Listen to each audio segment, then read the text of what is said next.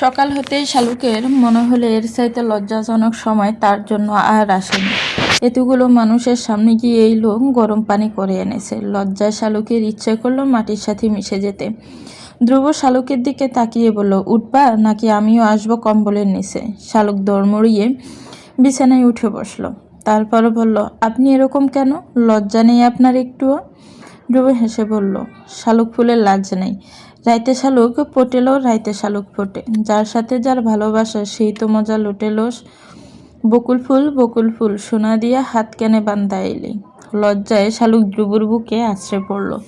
ধ্রুবর বুকে মুখ ঘষতে ঘষতে বলল, আমার বুঝি লাজ নেই? ধ্রুব হেসে বলল, আমার শালুক তো লজ্জাবতী। কি বলে তার লাজ নেই? লজ্জাবতী বলেই তো আমার ইচ্ছে করছে তাকে আবারও লজ্জা দিতে। শালুক ধ্রুবর কাছ থেকে সরে বলল, দূর বদলোক, সবসময় শুধু এসব বলে। আপনি কিভাবে পারলেন পানি গরম করে আনতে বলেন তো? ধ্রুব হেসে বলল, হিটার নিয়ে এসেছি বোকা ফুলের জন্য, যাতে সে আমাকে কোনো রকম অজুহাত দেখাতে না পারে। হিটার দিয়েই পানি গরম করেছি, কাউকে বলতে হয়নি নিচে গিয়ে। শালুক বলল, ছি, আমার তো আরও লজ্জায় শেষ।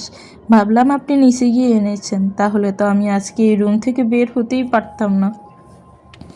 শালুক গোসল করে কলাপাতা রঙের একটা শাড়ি পরে নিল। এই শাড়িটি ধ্রুব গতবার বাড়িতে আসার সময় শালুকের জন্য কিনে দিয়েছিল ব্যাগে। সাথে ম্যাচিং করে ছুঁড়ি শাড়ি ছাড়াও নতুন 3টে ড্রেস, 2 জোড়া জুতা, হেয়ার ব্যান্ড, ফান্স ক্লিপ এসব কিনে দিয়েছিল। শালুক ঠিক করেছে সব পরবে ধ্রুবর সামনে। ধ্রুবকে দিল ছুরি পরিয়ে দেওয়ার জন্য। একটা একটা করে যত্ন করে সব ধ্রুব শালুককে ছুরি পরিয়ে দিল। ছুরি পরানোর দায়িত্ব ধ্রুব ভীষণ মনোযোগ দিয়ে করে, যেন একটু এদিক সেদিক হলে মহাবিপদ ঘটে যাবে। শালুক বলল, আমরা কখন যাব? ধ্রুব জিজ্ঞেস করলো, কোথায়? ঢাকায়। শালুক হেসে বলল, না, মেজো চাচির সাথে দেখা করতে। ওনাকে আমার দেখার খুব শখ। ধ্রুবর 2 চোখ টলমল করতে লাগলো। তার কি কম ইচ্ছে মায়ের সাথে দেখা করার? মায়ের চেহারাটা কেমন যেন এখন অস্পষ্ট লাগছে। মা কি এখন আগের মতো আছে? সেই লম্বা ঘন চুল কি আছে? এখনই কি আগের মতো গান গায় মা? কতগুলো বছর হয়ে গেছে ধ্রুব কাউকে মন ভরে মা বলে ডাকতে পারেনি। শালুক ধ্রুবর মুখোমুখি বসে বলল, আমি জানি আপনি ভীষণ কষ্ট পাচ্ছেন, কিন্তু একবার ভেবে দেখেন, আজ যদি চাচির কিছু হয়ে যায়, আপনি তাকে শেষবার দেখতে না পারেন, সারা জীবনে এই আক্ষেপ আর মেটাতে পারবেন? কার কখন মরণ চলে আসে কে বলতে পারে? ওনার যদি কিছু হয়ে যায় ওনারও তো কষ্ট থেকে যাবে। শেষবারের মতো ছেলের মুখখানে দেখতে পাননি তিনি। ধ্রুব শালুককে জড়িয়ে ধরে বলল, আমার সাথে কেন এমন হলো শালুক? আমি কি অপরাধ করেছি? বাবা মা থেকেও আমার অনাথের মতো বড় হতে হয়েছে। পরিবারের সবাইকে নিয়ে একসাথে থাকার স্বপ্ন তো আমারও ছিল, তবে আমি কেন আমার এত বড় পরিবার থাকার পরেও বড় হলাম একা? কেন আমার দুঃসময়ের কাউকে পাইনি আমি? ভীষণ জ্বরের সময় একটা দরদি হাতের স্পর্শ তো আমিও পেতে চেয়েছি, কেন পাইনি আমি? আমার বুকের ভেতর যদি কাউকে দেখাতে পারতাম, তবে দেখতে পেতে এই বুকে কেমন পোড়া ক্ষত বিক্ষত হয়ে আছে। শালুক বেজা চোখে তাকিয়ে বলল, আমি আমার ভালোবাসা দিয়ে আপনার মনের সব ব্যথা দূর করে দিব। আপনি এভাবে ভেঙে পড়বেন না প্লিজ। আমরা আমাদের ভবিষ্যৎ খুব সুন্দর করে তুলব। মতির মা দরজায় নক করে বলল, নাস্তা খাইতে আসেন তাড়াতাড়ি, সবাই বসে রয়েছে। চোখ মুছে শালুক উঠে দাঁড়ালো। ধ্রুব পেছন থেকে জড়িয়ে ধরে বলল, তুই কখনো আমার জীবন থেকে হারিয়ে যাস না শালুক, তবে আমার এই জীবনে বেঁচে থাকার শেষ অবলম্বনও হারিয়ে যাবে। শালুক ফিসফিস করে বলল, পাগল নাকি? 4টা বাচ্চার আম্মু হওয়ার যে স্বপ্ন দেখেছি তা পূর্ণ না করে কোথাও যাচ্ছি না আমি। ধ্রুব চোখ বড় করে তাকিয়ে রইল। শালুক আর দাঁড়ালো না। ছুটে যেতে যেতে তার মনে হলো আসলেও শালুক ফুলের লাজ নেই, নয়তো কীভাবে সে 4টা বাচ্চার কথা বলতে পারলো এরকম অনায়াসে। খাবার টেবিলে আজকে সবাই একসাথে বসেছে। ধ্রুবরা বাবা ছেলে পাশাপাশি বসেছে। আদিবা বেগমের বুকের ভেতর কেমন করে কেঁপে উঠল হঠাৎ করে। আদনান না জানি কেমন আছে। এই পর্যন্ত 4বার কল দিয়েছে আদনান, তাও 2-3 মিনিট কথা বলতো। আর ছেলেটা থাকলে তো সেও বসতো তার বাবার পাশে। সন্তান যতই খারাপ হোক, যতই অন্যায় করুক, মায়েরা বহুদিন সেই ক্ষোভ পুষে রাখতে পারে কি? তিনি তো পারছেন না। এই যে এখন হুট করে মনে পড়ে গেল ছেলের কথা, নিজেকে নিজে জিজ্ঞেস করলেন, কেন ছেলেটা এসব অপরাধ করেছে? তার অপরাধের শাস্তি তো তাকে কেউ দেয়নি, কি দরকার ছিল এসব করার? হাসনা বেগম গরুর মাংস মেরিনেট করতে করতে বলেন, ভাবি খাসির মাংসটা ভিজিয়ে ফেলুন। মতির মাকে বলেন বেশি করে পেঁয়াজ কাটতে। আদিবা বেগম কিছুই বুঝতে পারলেন না। হাসনা বেগম তাড়া দিয়ে বললেন, ভাবি দুপুরে জামাই এসে খাবি, কিন্তু এখনো চিংড়ি ভাজা হয়নি। হুঁশ এলো আদিবা বেগমের, আজকে আফিফা আসবে। দাদির অসুস্থতার কথা শোনার পর মেয়েটা অস্থির হয়ে গেছে। পর মুহূর্তেই মনে পড়ল আজকে জহিরও আসবে, সবাই থাকবে আজকে বাসায়, শুধু আদনান থাকবে না। নাস্তা খাওয়া শেষ করে ধ্রুব বলল, আমি আর শালুক যাচ্ছি। কোথায় যাচ্ছে কেউ জিজ্ঞেস করলো না। সবার মনের ভেতর ভয় কাজ করছে, কে জানে মা ছেলের মিলন দৃশ্য কেমন হবে। বাজারে গিয়ে ধ্রুব অনেক কিছু নিল মায়ের জন্য, ফলমূল, মিষ্টি, বিস্কিট, সানাসুর, অনেক কিছু। একটা সিএনজি ভর্তি করে ফেললো। শালুকের ভিতর ভিতর ডিপ ডিপ করছে অজানা আতঙ্কে। দীপালিদের বাড়ির সামনে এসে সিএনজি থামলো। গেটের দারোয়ান এগিয়ে এসে জিজ্ঞেস করলো, কাকে চাই? ধ্রুব বলল, আমি ধ্রুব। সাথে সাথে লোকটা ব্যস্ত হয়ে গেট খুলে দিল। ডাক দিয়ে বলল, কর্তাবাবু দেখা যান কে আসছে বাড়িতে। সাদা ধুতি পরা একজন বৃদ্ধ লোক এগিয়ে এসে বলল, তোমরা কারা? ধ্রুব বলল, আমার স্ত্রীর শালুক। আর আমি ধ্রুব। লোকটা অবাক হয়ে তাকিয়ে রইল। দুই পা এগিয়ে এসো আবার থেমে গেল। তার দুই চোখ টলমল করছে। নাতিকে জড়িয়ে ধরতে চেয়েও আর ধরলেন না। নাতি কিছু মনে করে যদি এই হয়ে কাঁপা কাঁপা গলায় বলল, আসো, আমার সাথে আসো। দোতলার সবচেয়ে শেষের রুমের সামনে দাঁড়িয়ে বললেন, যাও ভেতরে যাও, আমি নিচে আছি। লোকটা চলে গেল। ধ্রুব খানিকক্ষণ দাঁড়িয়ে রইল বাহিরে, তারপর দরজা ঠেলে ভেতরে প্রবেশ করলো। বিছানার সাথে লেগে থাকা মানুষটাকে দেখে মুহূর্তেই ধ্রুবর মাথা ঘুরতে লাগলো। এ যেন কোনো মানুষ নয়, শুকনো পাটকাঠি, কঙ্কালের মতো হয়ে গেছেন। সারা দেহে তার ছোট এক চটাক মাংস হবে না, থাকার মধ্যে আছে শুধু জল জল দুই চোখ আর লম্বা জটধরা চুল। ধ্রুবর দিকে তাকিয়ে নিজে নিজে বললেন, ধ্রুব এসেছিস?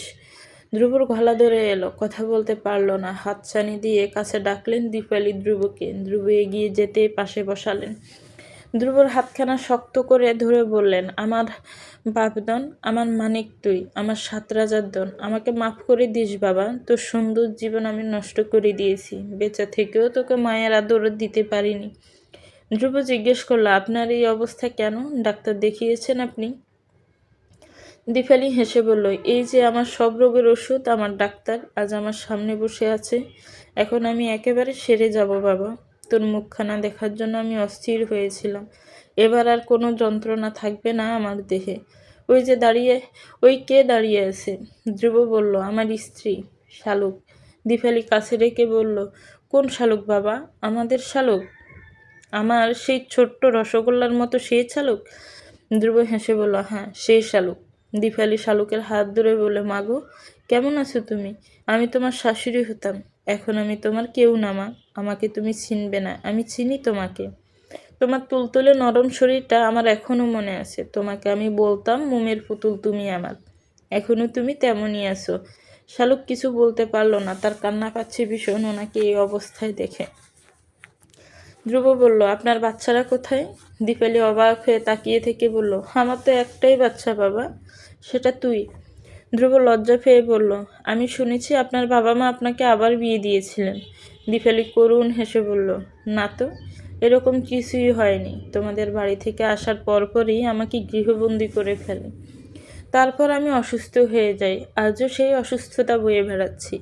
আমি তো একজনকে ভালোবেসেছি বাবা, তাকে ছেড়ে এসেছি বলে কি অন্য কারো হয়ে যাব নাকি? আমার ভালোবাসা তেমন ছিল না। ধ্রুব কেঁদে দিয়ে বলল, কেন এরকম হলো বলেন আপনি? আপনিও কষ্ট পেয়েছেন এখানে থেকে, আমিও কষ্ট পেয়েছি আপনাদের ভালোবাসা হারিয়ে। আমার বাবাও তো উন্মাদের মতো হয়ে গিয়েছিলেন। দীপালি হেসে বলল, দোষ আমাদের ছিল বাবা। ভালোবাসার টানে দুজনে নিজেদের ধর্মকে অসম্মান করেছি। হিন্দু হয়ে মুসলিম ছেলেকে বিয়ে করেছি, সেও মুসলিম হয়ে হিন্দু মেয়েকে বউয়ের স্বীকৃতি দিয়েছে। উপরওয়ালা কি এমনি এমনি ছেড়ে দিবে নাকি? তোমার ধর্মে যেমন এই বিয়ের অনুমতি নেই, আমার ধর্মেও নেই। তবু আমরা হিতে হিত জ্ঞান হারিয়ে করে ফেলেছি। দুজনের মধ্যে এও কথা ছিল, কেউ কারো ধর্ম অসম্মান করব না, নিজ নিজ ধর্ম পালন করব। বলো বাবা, এই অনাচারের শাস্তি কি সৃষ্টিকর্তা দিবেন না আমাকে? বিশেষ করে আমি নিজেই ছাপ দিয়েছি তোমার বাবাকে। এখানে কারো কোনো দোষ নেই বাবা, আমাদের ভাগ্যেই ছিল। ধ্রুব কেঁদে বলল, আমার যে জীবনটা এলোমেলো হয়ে গেল তাতে? দীপালি হেসে বললেন, সেটাই তো আমার আর তোমার বাবার জন্য সবচেয়ে বড় শাস্তি। সৃষ্টিকর্তার তরফ থেকে। অনেকক্ষণ সবাই চুপ করেছিল, কারো কোনো কথা নেই। দীপালি ধ্রুবর হাত চেপে ধরে শুয়ে রইল চোখ বন্ধ করে। তারপর অনেকখানি সময় কেটে যাওয়ার পর বলল, এবার তোমরা যাও বাবা, মন ভরে দেখে নিয়েছি তোমাকে। ধ্রুব চুপ করে থেকে বলল, আমি আপনাকে অনেক ভালোবাসি মা, আমি আপনাকে আর বাবাকে ভীষণ ভালোবাসি। একটা বার যদি আমি আপনাদের দুজনকে একই সাথে কাছে পেতাম মা, দুজনকে একই সাথে দেখতে পারতাম, তবে আমার সব কষ্ট চলে যেত।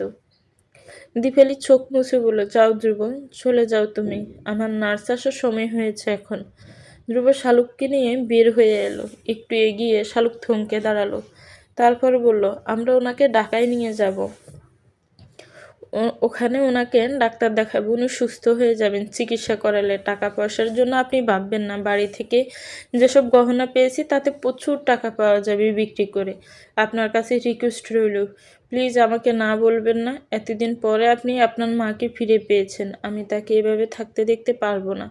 আপনি ছাড়া তার আর কেউ নেই এখন। ধ্রুব বলল, তাই হবে শালুক। ধ্রুবর নানা নিচে বসে রইলেন সিঁড়ির পাশে। ধ্রুব এসে তাকে বলল, আমি মাকে ঢাকায় নিয়ে যেতে চাই ওনার চিকিৎসা করানোর জন্য। তিনি বললেন, তোমার মা তোমার অধিকার আছে, নিয়ে যাও, আমার মেয়েটা বেঁচে থাকুক তবুও। ধ্রুব ছেলে এলো শালুককে নিয়ে। রিকশায় বসে শালুককে বলল, ঢাকায় গিয়ে আগে বাসা চেঞ্জ করতে হবে শালুক, তারপর মাকে নিয়ে যাব।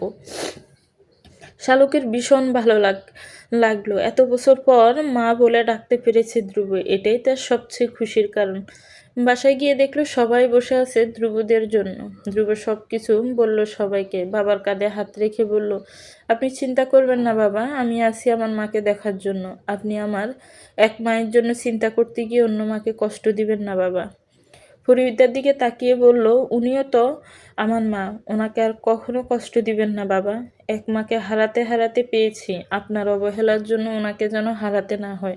আমি তো নিজেকে সামলাতে পেরেছি, আমার ভাই বোন এখনো ছোট, ওরা ওনার কষ্ট সহ্য করতে পারবে না বাবা।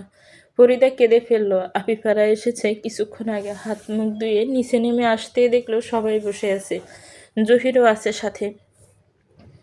আফিফা এক নজর তাকিয়ে চোখ সরিয়ে নিল। মিথ্যা মায়া বাড়িয়ে লাভ হবে কি? বহুদিন পর আজ আবারও সবাই একই সাথে খেতে বসলো। আনন্দ বেদনা সবার বুকের মধ্যেই রয়েছে, তবুও সবাই খুশি আজ একত্রিত হতে পেরে।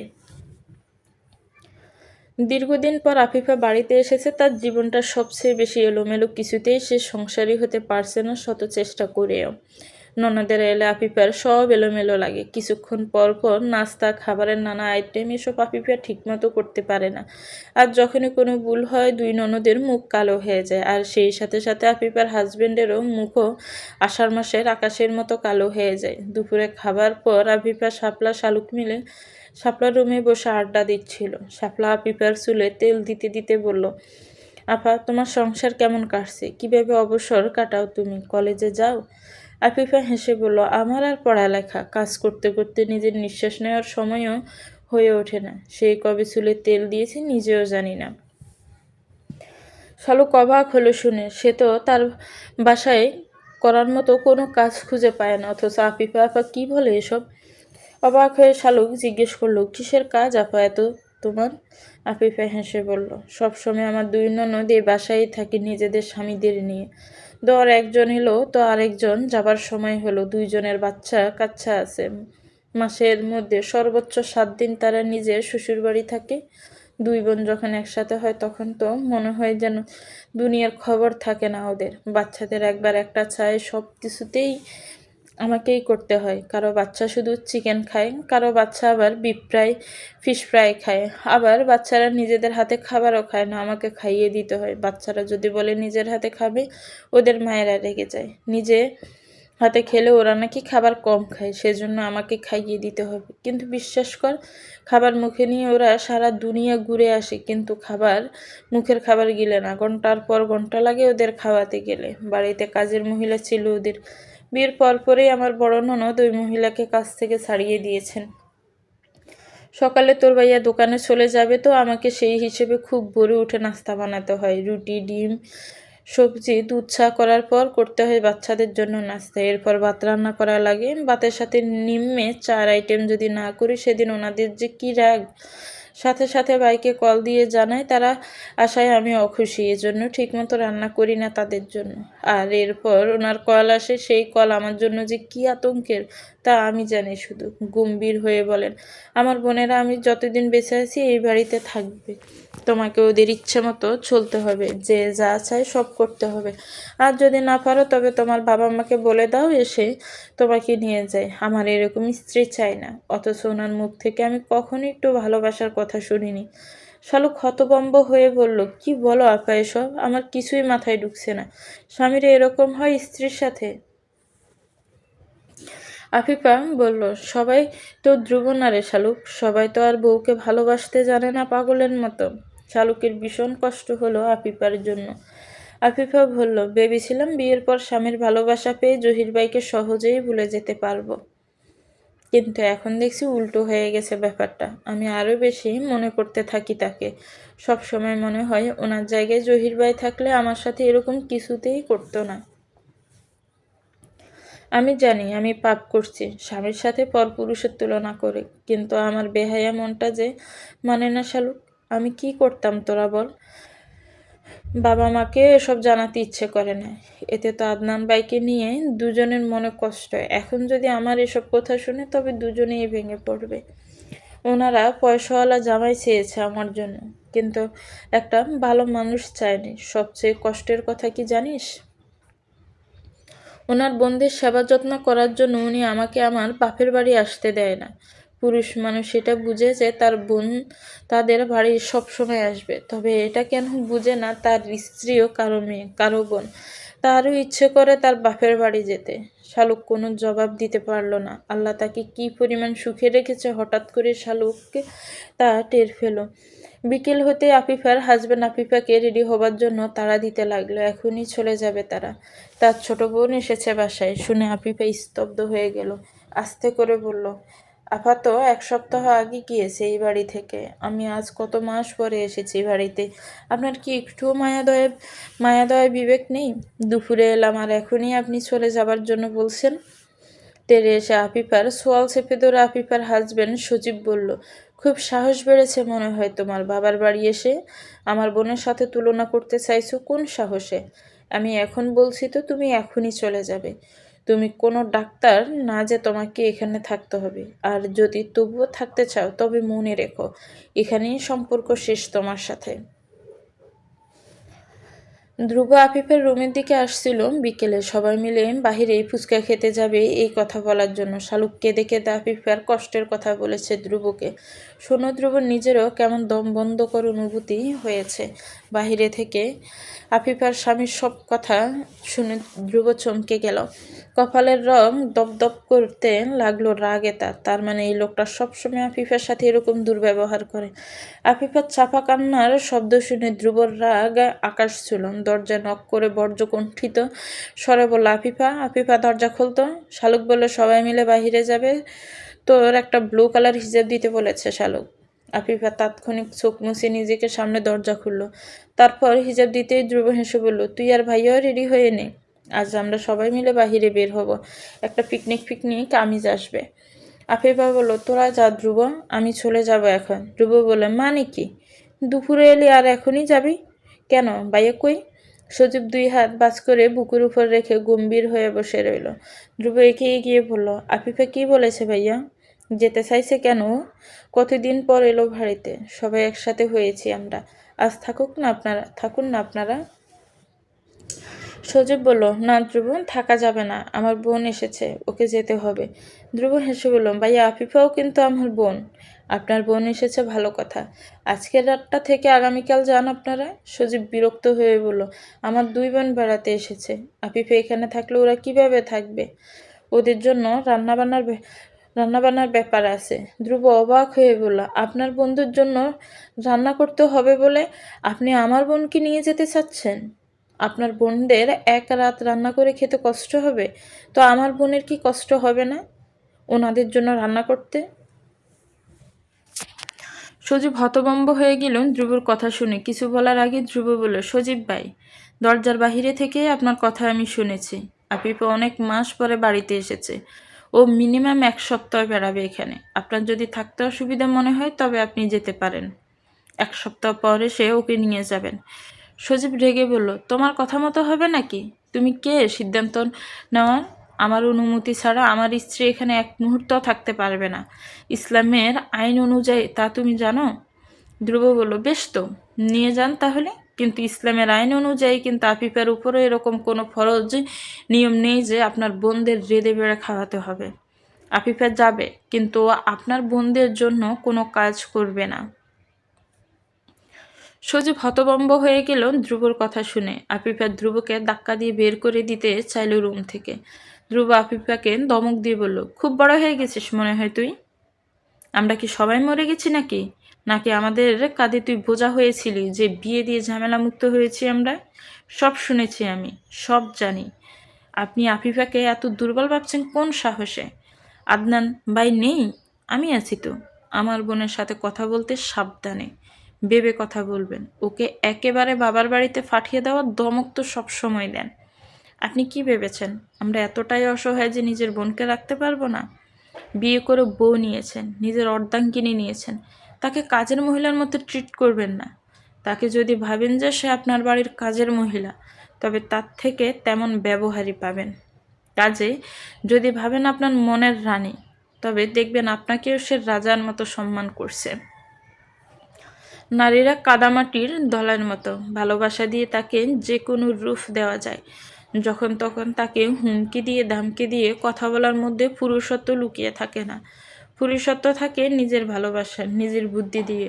তার মন জয় করে কীভাবে দুজনের সুখী হওয়া যায় সেই কাজ করার মধ্যে। আপনার কি একবারও মনে হয় না আপনার স্ত্রী একটা মেয়ে? আপনার যেমন ভালো লাগে আপনার বোনদের কাছে পেলে, ওর বাড়ির মানুষেরও তেমন ভালো লাগে ওকে কাছে পেলে। মানছি আপনার বাসায় মা নেই, তাই আফিফার দায়িত্ব বেশি। কিন্তু দায়িত্ব মানে কি এই যে বিয়ের পর নতুন নতুন অবস্থায় 2-3 বার বাবার বাড়ি আসার পর তাকে এই বাড়িতে আসতে না দেওয়া? সপ্তাহের বৃহস্পতিবার বিকেলে আপনি ওকে একবার নিয়ে এসে শুক্রবার বিকেলে নিয়ে চলে যান। একটা দিন আপনার 2 বোন ম্যানেজ করে নিতে পারবে, তাতে আফিফারও মন খুশি থাকবে। বিশ্বাস করেন, ও নিজে থেকেই তখন আপনার বোনদের ভালোবাসবে। এভাবে সংসার হয় সজীব ভাই, কিন্তু সেই সংসারে সুখ আসে না। ঠিকই বিছানায় থেকে দুজনের মনে যোজন যোজন দূরত্ব থাকে। দিনে হাজার হাজার টাকা আয় করার মধ্যে কোনো সুখ নেই সজীব ভাই। সুখ আছে বাসায় ফিরে একটা বেলি ফুলের মালা স্ত্রীর খোপায় গুজে দিলে সে স্বর্গীয় হাসি দেখতে পাওয়া যায়। তার মধ্যে সুখে থাকে বাসায় ফিরতে দেরি হলে স্ত্রীর চিন্তিত মুখখানা দেখার মধ্যে। শুধু চুপ হয়ে বসে রইল। ধ্রুব হিজাব নিয়ে চলে গেল। সবাই মিলে রেডি হয়ে বের হবার সময় দেখলো আফিফা আর সজীবও রেডি হয়ে নিচে বসে আছে। আফিফার 2 চোখ ভেজা, কিন্তু মুখে হাসি। ধ্রুবকে দেখে আফিফা জড়িয়ে ধরে কেঁদে উঠে বলল, দুনিয়ার সব বোন যাতে তোর মতো একটা ভাই পায়, সব স্ত্রী যাতে তোর মতো স্বামী পায়। বিশ্বাস কর ভাই, তাহলে আর কোনো নারী স্বামী নিয়ে অসুখী হবে না, স্বামীকে নিয়ে বুকে চাপা কষ্ট জমিয়ে রাখবে না। রিকশায় সজীব বলল, আমি ধ্রুব ভাইয়ের সাথে বসতে চাই। শাপলা শালুক আফিফা এক রিকশায় বসলো। সজীব ধ্রুবর পাশে বসে ধ্রুবর হাত ধরে বলল, সবসময় আশেপাশে সবাই বলতো বিয়ের পর বউকে কঠিন শাসনে রাখবি, উঠতে বসতে ধমক দিবি, মহিলাদের টাইটের মধ্যে রাখা লাগে, নয়তো তাদের ফাঁকনা জগায়, স্বামীদের মূল্য দেয় না। আমার মা ছাড়া সংসার, আত্মীয় স্বজন সবাই বিয়ের আগে বলে দিয়েছিল বউ আসলে আর আমার বোনদের সহ্য করতে পারবে না, আমার বোনদের হিংসা করবে। বিশ্বাস করে ধ্রুব, আমার তখন খুব খারাপ লাগতো। সবার বুদ্ধি যুক্তি শুনে আমি বুঝলাম যে আমি সব সময় গম্ভীর হয়ে থাকি, আফিফাকে রাগিতে রাখি, তবে আফিফা সোজা থাকবে, আমার বোনদের হিংসা করবে না, যখন তখন ওদের নামে নালিশ জানাবে না। সেই ভাবনা থেকে আমি সবসময় ওর সাথে একটা গাম্ভীর্য নিয়ে কথা বলি, কিছু হলেই দমকাতে থাকি। আমার বোনদের দোষ দেখেও আফিফাকে শাসাই। আমি জানি আমার বোনদের দোষ আছে, কিন্তু তবুও ওদের কিছু বলি না। আফিফাও বয়ে সব সময় চুপ থাকে, কিন্তু সব কিছুর পরেও আমি বুঝতাম আফিফার সব ঠিক থাকলেও আমার সাথে ওর মনের মিল নেই।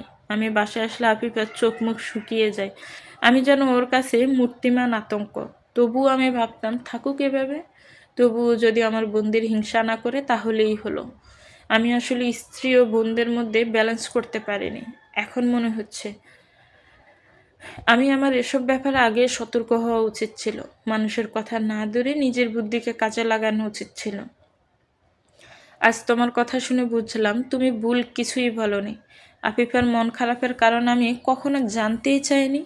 আফিফা কখনো আমার সাথে হেসে কথা বলেনি, আমিও ভুলিনি। আমাদের সম্পর্কটা আসলেই কেমন ম্যাড়ম্যাড়ে।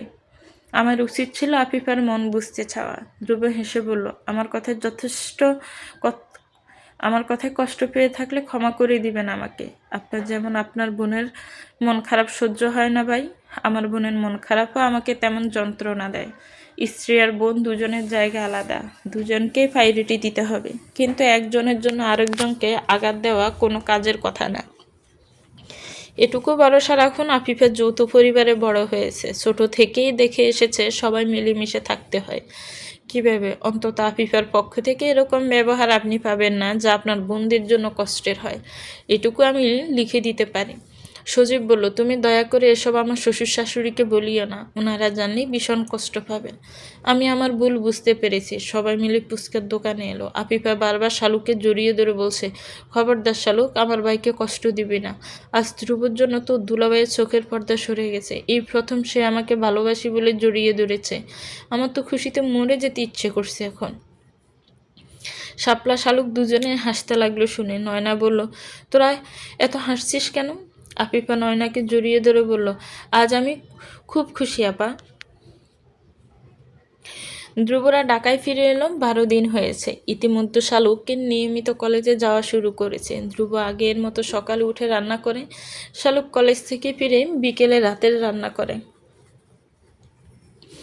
দুজন মিলে নির্ঝঞ্ঝাট সংসার চালায়। কারো প্রতি কারো কোনো অভিযোগ নেই, কেউ কাউকে নিয়ে আক্ষেপ প্রকাশ করে না। ধ্রুব একটা 2 রুমের বাসা খুঁজতে লাগলো মাকে নিয়ে আসার জন্য।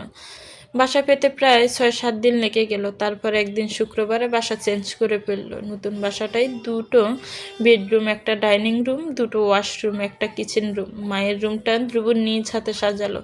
একটা নতুন খাট, আরামদায়ক বিছানা, দেয়ালে কিছু পেন্টিং, জানালায় সাদা আর নীলের পর্দা। রুমে একটা টিভি আনলো মায়ের জন্য, একটা রকিং চেয়ার রাখলো বারান্দায় মায়ের জন্য, অ্যাটাচড বাথরুম দেওয়া রুমটা মায়ের জন্য রাখলো।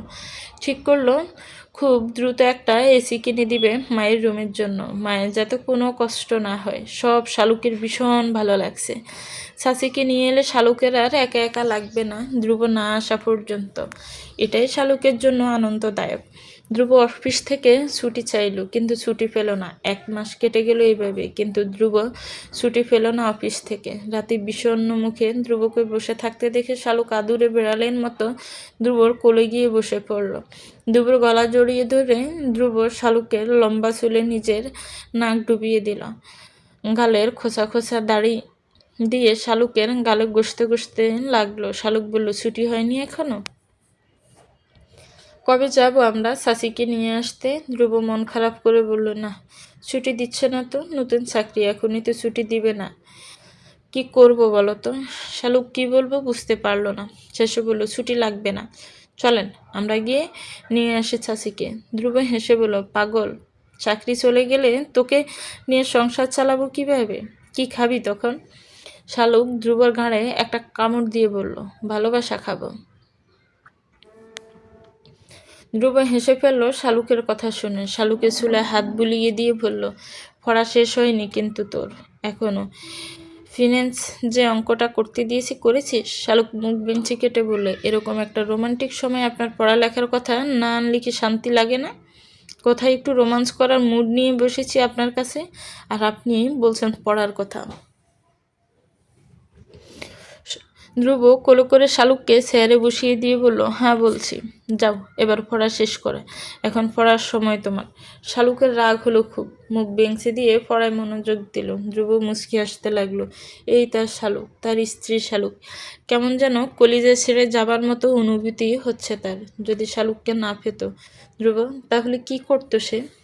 এসব ভাবতে ভাবতে ধ্রুব খাবার গরম করতে গেল। খাবার গরম করতে গিয়ে ধ্রুবর মনে হলো, আসার সময় নানা বাড়ির ফোন নাম্বার নিয়ে আসা উচিত ছিল, তাহলে যোগাযোগ করতে পারত। এসব ভাবতে ভাবতে ধ্রুব সব গরম করে নিল। তারপর শালুকের পড়া বুঝে নিয়ে খেতে বসলো দুজনে। বাকিরা ধ্রুবর খুব ছটফটিয়ে কাটলো। ধ্রুব ছটফটানি লক্ষ্য করে শালুক উঠে বসলো বিছানায়। রুমের লাইট অন করে দিয়ে ধ্রুবকে পানি এনে দিল। তারপর জিজ্ঞেস করলো, কি হয়েছে আপনার?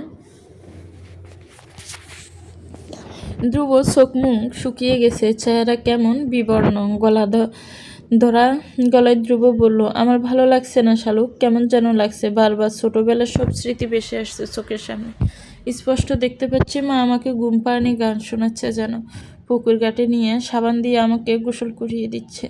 শালুক বলল, আপনি কেন সবসময় এসব কথা ভাবেন বলেন তো? কষ্টের স্মৃতি মনে করলে কষ্ট বাড়বে, কমবে না। ধ্রুব হেসে বলল, আমার সুখ তো আমার পাশেই আছে শালুক, সে পাশে থাকলে এই কষ্ট সহ্য করা কোনো ব্যাপার না। তবু আজ কেন এমন লাগছে জানি না। বাকি রাত আর দুজন ঘুমলো না। সকাল হতেই ধ্রুব বলল, শালুক চলো বাড়িতে যাই। শালুক অবাক হয়ে গেল ধ্রুবর কথা শুনে। তারপর আনন্দে চিৎকার করে বলল, আমি তো এক পায়ে খাড়া। দুজনে ব্যাগ গুছিয়ে নিয়ে সকাল 10টার বাসে উঠল। ভাগ্য বিরূপ হলো। পথে বাস নষ্ট হয়ে গেল। ধ্রুবর কেমন অসহ্য লাগতে লাগলো। বুকের ভেতর চিনচিন ব্যথা জানান দিচ্ছে কিছু একটা হয়েছে, কোনো আপন কারো। অস্থির হয়ে ধ্রুব পায়চারি করতে লাগলো। শালুক অবাক হয়ে তাকিয়ে রইল ধ্রুবর দিকে। কি হয়েছে এই মানুষটার, এত অস্থির কেন আছে? বাস ঠিক হতে প্রায় 2.5 ঘন্টা লেগে গেল। 10টার বাসে উঠে বাড়ি পৌঁছাতে পৌঁছাতে সন্ধ্যা 6টা বেজে গেল। সারা বাড়ি কেমন নীরব হয়ে আছে আজ। বাহিরে থেকে ধ্রুব কলিজায় মোচড় দিয়ে উঠল। বাগানের মধ্যে দাঁড়িয়ে ধ্রুব বলল, আমি ভেতরে যাব না শালুক, তুমি যাও। আমার মন বলছে খারাপ কিছু ঘটেছে। শালুক নিজেও ভেবে পাচ্ছে না ধ্রুবর এই অস্বাভাবিক আচরণ করার মানে কি। ধ্রুবর হাত ধরে টেনে নিয়ে গেল ভেতরে। সবাই ড্রয়িং রুমে বসে আছে। আদনানের মা আর শালুকের মা কাঁদছে। ধ্রুব ভেতরে প্রবেশ করতে হাসনা বেগম ছুটে এসে ধ্রুবকে জড়িয়ে ধরে কেঁদে উঠল। শালুক কিছু বুঝতে পারছে না। এগিয়ে গিয়ে বড় চাচির পাশে দাঁড়িয়ে জিজ্ঞেস করলো, কি হয়েছে বড় চাচি? আদিবা বেগম চোখের পানি মুছে বললেন, দেরি হয়ে গেছে রে মা, অনেক দেরি হয়ে গেছে। দীপালি চলে গেছে ফাঁকি দিয়ে। শালুকের হাত থেকে ব্যাগটা পড়ে গেল। ধ্রুব ফ্লোরে বসে বলল, কি হয়েছে চাচি, আমাকে বলো আগে।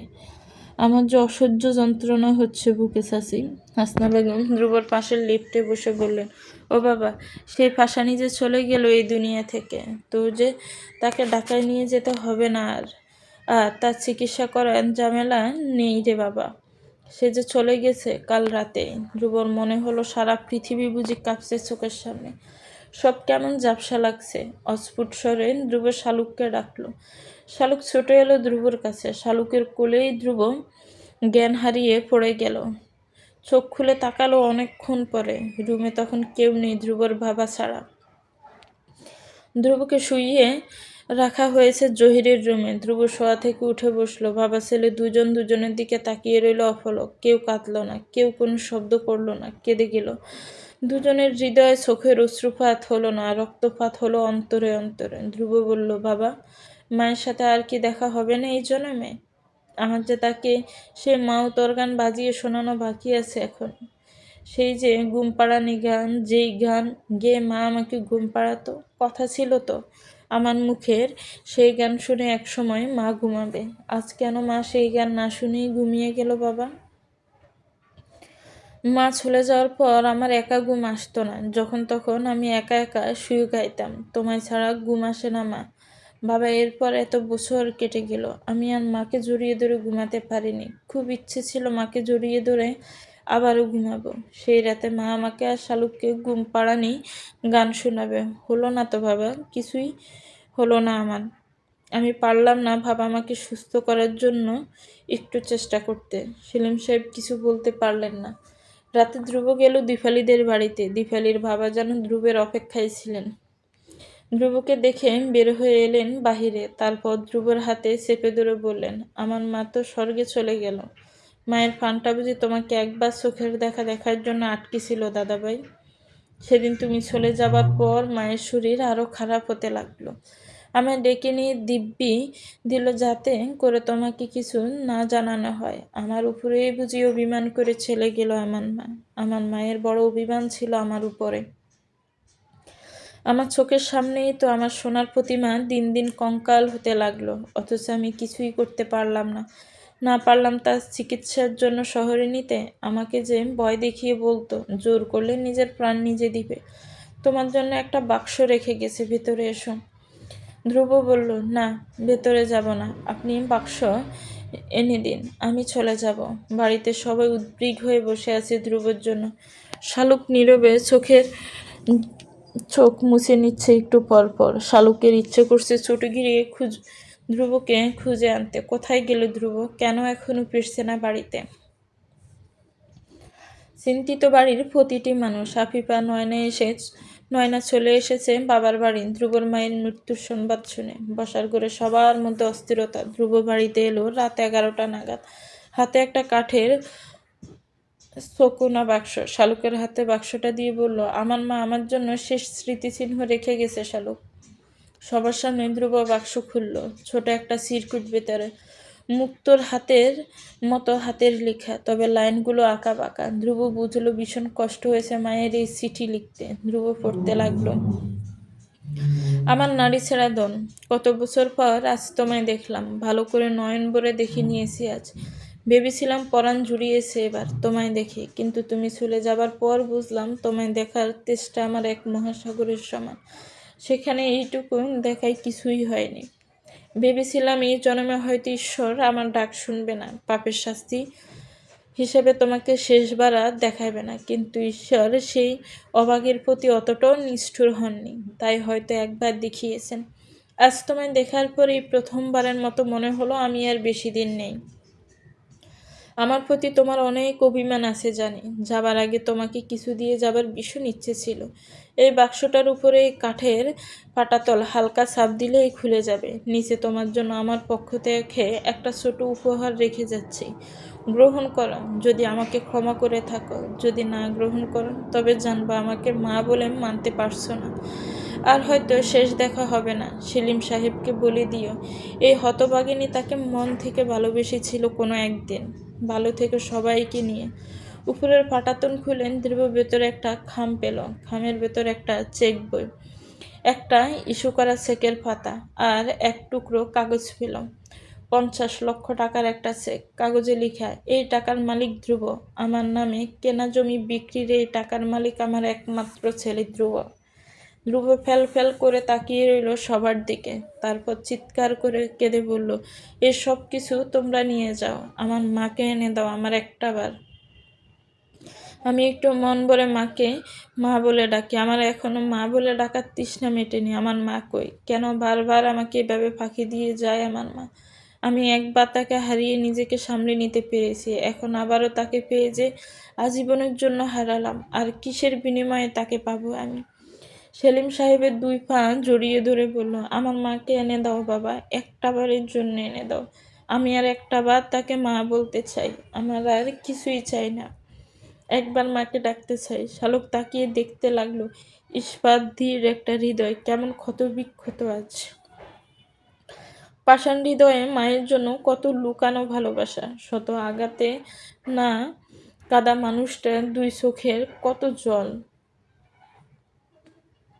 গ্রামের 1 সপ্তাহ হয়ে গেছে ধ্রুবদের, অথচ শহরে ফিরে যাবার মতো তাড়া নেই যেন, এরকম মনে হচ্ছে ধ্রুবর।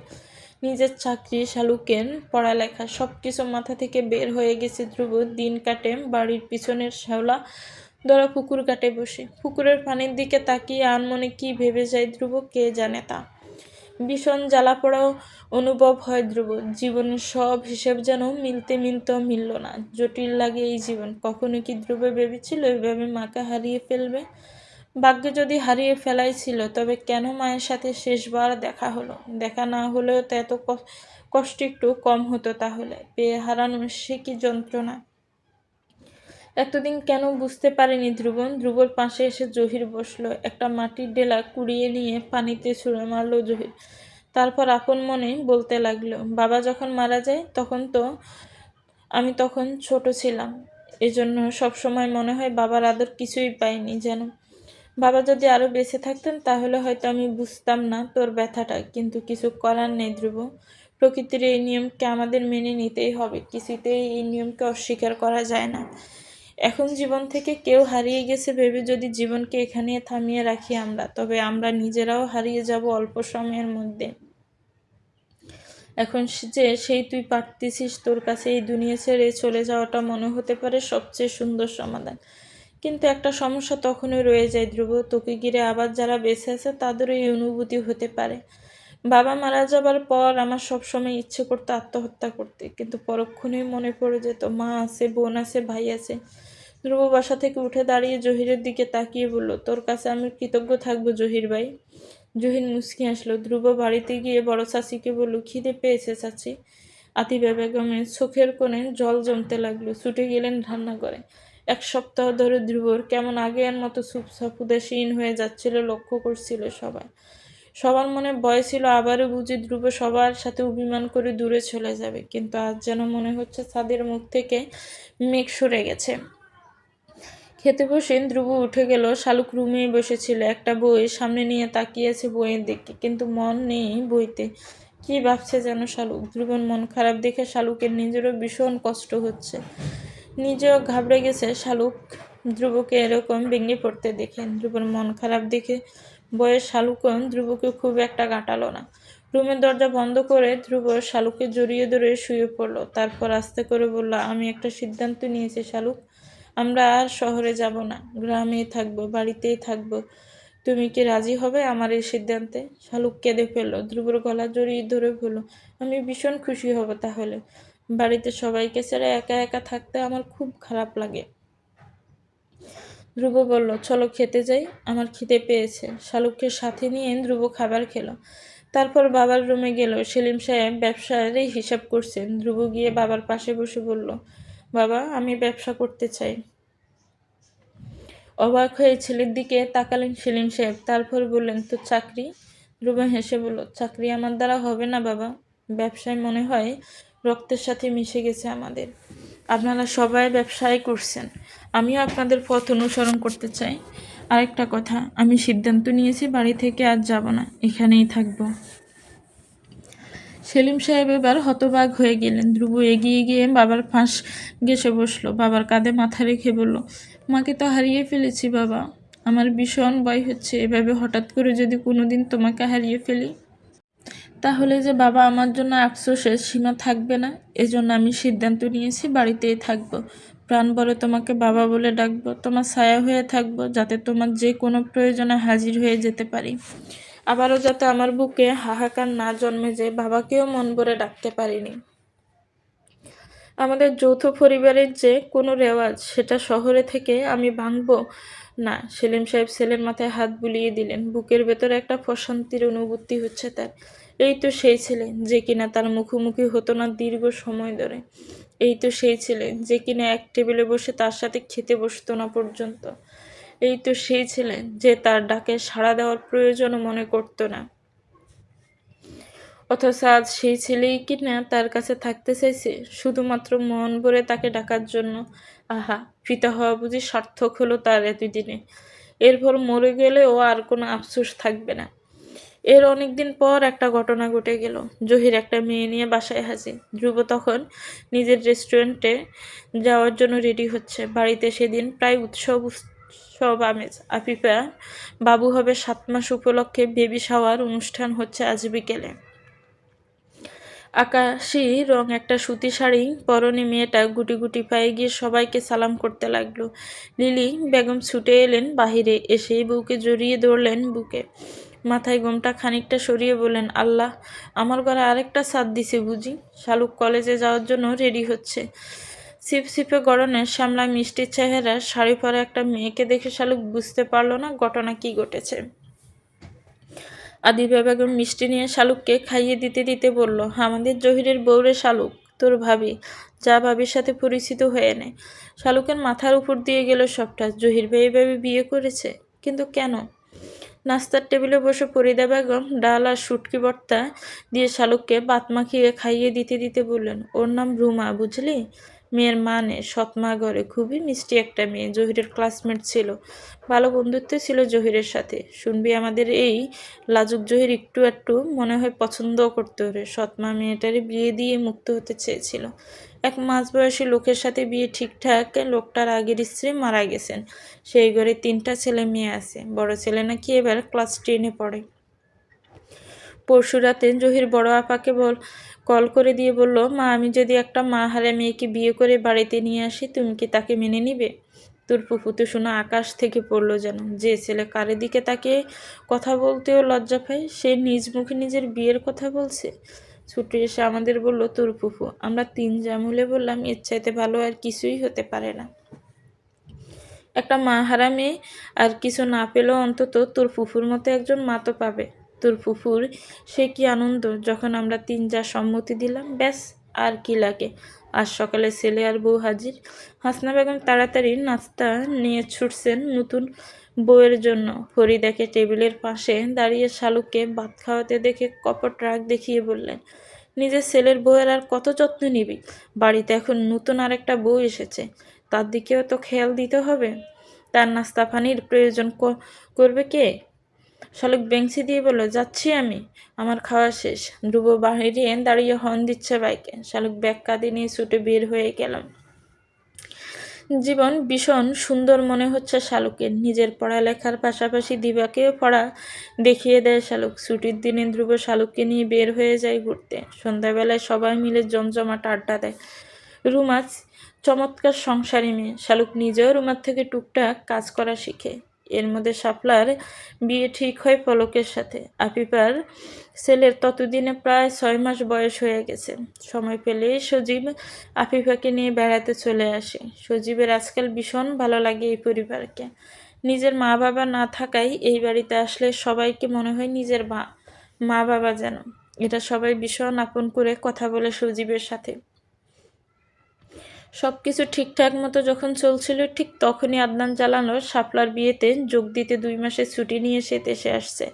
আদনানের দেশে আসার খবরটা আনন্দের হলেও সবার জন্য ভীতিকরও বটে। একবার তো ঝামেলা করলো আফিফের বিয়ের সময়, এখন আবার শাপলার বিয়ের সময় কি করে বসে।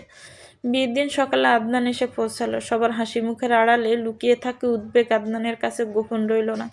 হাসলো আদনান সবারই ভয় দেখি। বিয়েটা হয়ে গেল মহা দুমদামে। সবাই চাপা আতঙ্ক নিয়ে দিন কাটাচ্ছে। শালুক দরকার ছাড়া নিজের রুম থেকে বের হচ্ছে না। ধ্রুব যদিও এসব নিয়ে ভাবছে না, সে বারবার শালুককে ভরসা দিয়ে যাচ্ছে, কিছু হবে না। আদনানের ছুটি আর 1 মাস আছে। এমন সময় আদনানের দাদা সিদ্ধান্ত নিলেন, এভাবে আর চলে না। আদনান দেশে এসেছে, অথচ সবাই তার সাথে এমন করে ব্যবহার করছে যেন এইমাত্র সে খুন করে এসেছে। এই সব কিছুর একটাই সমাধান, আদনানকেও বিয়ে করিয়ে দেওয়া। ধ্রুব জহির দুজনেই আদনানের ছোট, দুজনেই বিয়ে করেছে, অথচ বড় ভাই হয়ে আদনান এখনো বিয়ে করেনি।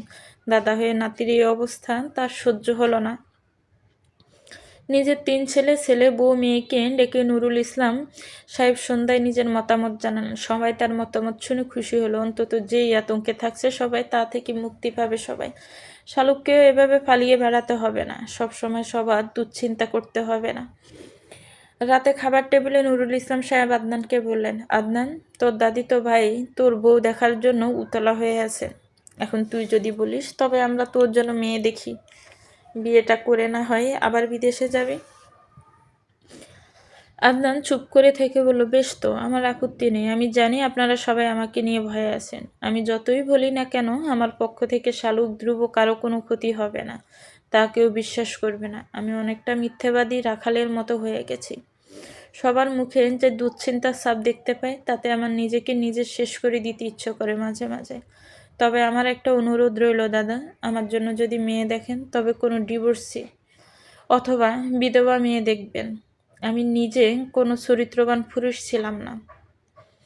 সৌদি গিয়ে আমি নিজেকে নিজে পরিবর্তন করে নিতে চেয়েছি, জানি না কতটুকু পেরেছি। 2 বার উমরা হজ করেছি, আল্লাহর কাছে নিজের সমস্ত অপরাধের জন্য ক্ষমা চেয়েছি। আজও আমি অনুতপ্ত। আমার আল্লাহ যদি আমাকে ক্ষমা করেন তবেই আমি ক্ষমা পাব। আমার এসব অতীতের কথা শুনে কোনো অবিবাহিতা মেয়ে রাজি হবে না। পরের সপ্তাহে মেয়ে দেখা ফাইনাল হলো। আদনানকে আলাদাভাবে পাত্রীর সাথে কথা বলতে দেওয়া হলো। 24-25 বয়সী একটা মেয়ে বসে আছে আদনানের সামনে। আদনান গলা খাকারি দিয়ে জিজ্ঞেস করলো, আপনার নাম কি? মেয়েটা কাঁপা গলায় বলল, সাইমা আক্তার। আদনান জিজ্ঞেস করলো, আপনার কি আমাকে কিছু বলার আছে? এই বিয়েতে আপনার কোনো আপত্তি বা জোর করে আপনাকে বিয়ে দেওয়া হচ্ছে এরকম কিছু হলে আমাকে জানাতে পারেন। সাইমা মুচকি হেসে বলল, না, এরকম কোনো ব্যাপার নেই। আদনান এক গ্লাস পানি খেয়ে বলল, আমার কিছু কথা বলার আছে, দয়া করে শুনবেন, তারপর আপনার যা সিদ্ধান্ত নেওয়ার নেবেন। সাইমা উৎসুক দৃষ্টিতে তাকালো আদনানের দিকে। ফর্সা, কিছুটা স্বাস্থ্যবান লোকটার দিকে প্রথম সরাসরি তাকালো সাইমা। আদনান নিচের দিকে তাকিয়ে বলল, কয়েক বছর আমি আমেরিকায় ছিলাম। তখন আমার কাজিনের সাথে আমার বিয়ে হওয়ার কথা ছিল।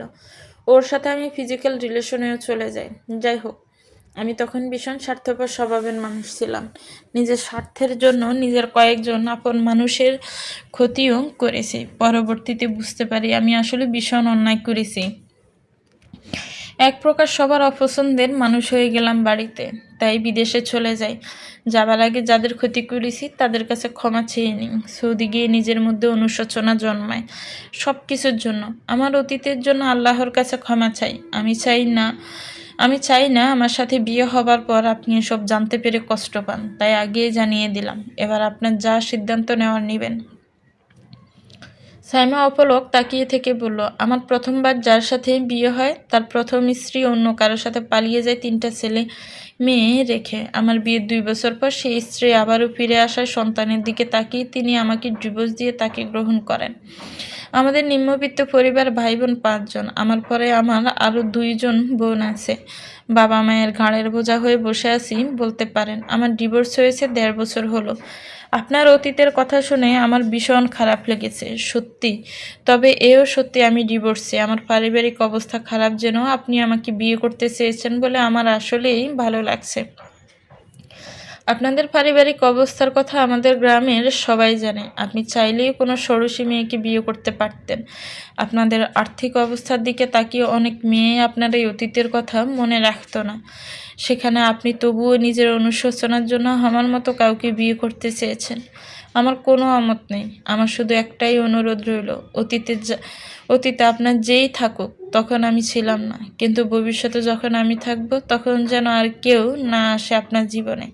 আপনি যদি আমার অতীত মেনে নিতে পারেন, তবে আমারও আপনার অতীত নিয়ে আর কখনো কোনো প্রশ্ন থাকবে না। ছোট্ট পরিসরে আয়োজন করে পরের দিন আদনানের বিয়ে হয়ে গেল। বহুদিন পর আজ আবারও বাড়ির সবাইকে চিন্তিত মনে হলো। আজ আর শালুকের ভয়ে রুমে বসে থাকতে হচ্ছে না। ইদানিং শালুকরা 3 যা মিলে হুটহাট এটা সেটা রান্না করে ফেলে। যে কোনো কাজে 3 মাথা একসাথে দেখা যায়। আদনান সৌদি যাবার পরের মাসে সবাই সুখবর পেল নতুন অতিথি আগমনের। খবর শুনে নয়না, আফিফা, শাপলা সবাই বাবার বাড়ি এলো। ভিডিও কলে আদনান সবার হাসি ভরা মুখ দেখছে আর চোখের পানি মুছছে। সাইমার লাজুক মুখখানার দিকে তাকিয়ে থাকতে থাকতে আদনানের কেমন ঘোর লেগে গেল। ইচ্ছে করলো এক ছুটে গিয়ে বউটাকে জড়িয়ে ধরে এরকম মিষ্টি একটা সংবাদ জানানোর জন্য। রাতে শুতে গিয়ে শালুক মুখ ভার করে রাখলো। ধ্রুব কিছুক্ষণ এটা ওটা বলে হাসানোর চেষ্টা করেও যখন ব্যর্থ হলো, তখন জাপটে ধরে বলল, কি হয়েছে শালুক, বলো না আমাকে। মুখ বাঁকিয়ে শালুক বলল, আদনান ভাই বিয়ে করেছে সেদিন, অথচ এখনই খুশির খবর দিয়ে দিল। আফিফা আপা আর আমাদের বিয়ে একই দিনে হয়েছে, তাদেরও খুশির খবর সবাই জানতে পারলো, অথচ আমি এখনো কাউকে কোনো খুশির খবর শোনাতে পারলাম না। আমার কি লজ্জা লাগছে না? ওরা সবাই ফার্স্ট সেকেন্ড হয়ে গেছে। ধ্রুব হা হা করে হেসে বলল, আমি কি এমনি এমনি বলি যে শালুক ফুলের লাজ নেই? আসলেই লাজ নেই। নিজে বাচ্চা হয়ে এখনই কিনা বাচ্চা চায়।